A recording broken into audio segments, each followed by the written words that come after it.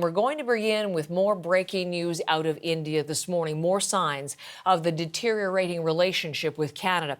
There is new reaction from India this hour to the allegations that Canada made, the Prime Minister made earlier this week, linking India with the killing of a Sikh activist, a Canadian citizen, on Canadian soil. India's Ministry of External Affairs says it is willing to look at the evidence, but that evidence has not yet been provided. No specific information has been shared by Canada on this case, either then or before or after. We have, as we have said, or I think it's been made very clear, we are willing to look at any specific information. We have conveyed this to the Canadian side, made it clear to them that we are willing to look at any specific information that is provided to us. But so far, we have not received any such specific information. That was just moments ago at the briefing for India's Ministry of External Affairs, a spokesperson for the department speaking, and also breaking this morning a Canadian response. Canada's High Commission taking steps to ensure the safety of its staff in India. And one more, India suspending visa services in Canada. So already this morning, a number of significant developments. Let's go live to our South Asia correspondent, Salima Shivji. She is in Mumbai, leading things off for us. Let's begin, Salima, with this latest escalation. What are some of the new details? Well, let's start what you mentioned off the top there, the visa services being suspended. The notice that this was happening came from BLS, which is the agency that actually handles Indian visas in Canada. It was posted on its website around midday that all Indian visa services were being suspended, basically saying that was going to happen until further notice. The company blamed operational reasons for that disclaimer, the fact that that suspension was happening. But I'll have you listen to the MEA the spokesperson from India's External Affairs Ministry on why this is happening. You are aware of the security threats being faced by our High Commission and consulates in Canada. This has disrupted their normal functioning. Accordingly, our High Commission and consulates are temporarily unable to process visa applications. We will be reviewing the situation on a regular basis.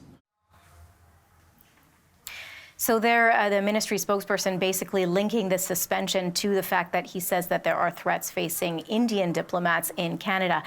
Very much a sign, as we saw throughout the briefing, that there is a lot of anger from the government, the Indian government side, at Canada coming up with these allegations and releasing them publicly without, India says, much evidence to back them up. So this is just the latest measure that India is using, suspending visa services for so many hundreds of people who would like to visit India, Canadians waiting for a visa to get there.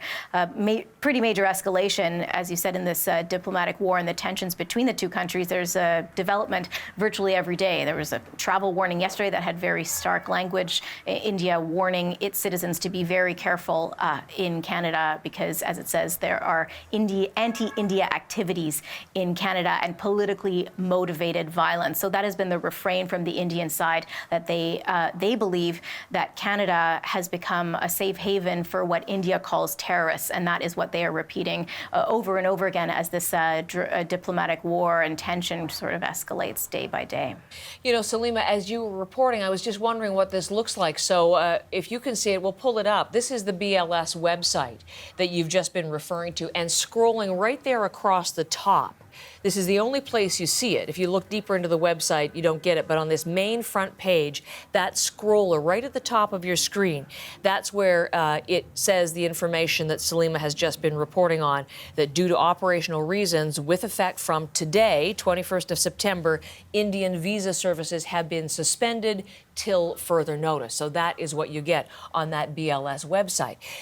Some further details, Salima, on the other significant development we were mentioning, and that is that Canada's High Commission is pulling staff from India. What have we learned from Global Affairs?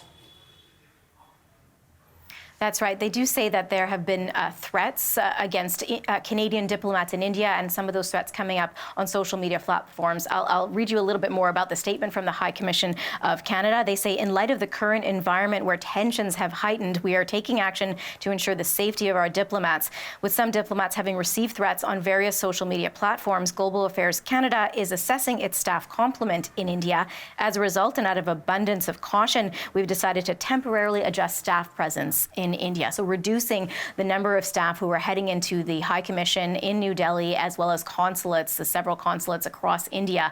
The High Commission feels this is necessary. They say out of an abundance of caution, but that the threats going around on social media and the heightened rhetoric is bad enough that it's worth reducing the staff presence. They do say operations will continue as normal, but with a reduced staff going into those consulates and the High Commission, as well as a heightened security presence around all of those buildings.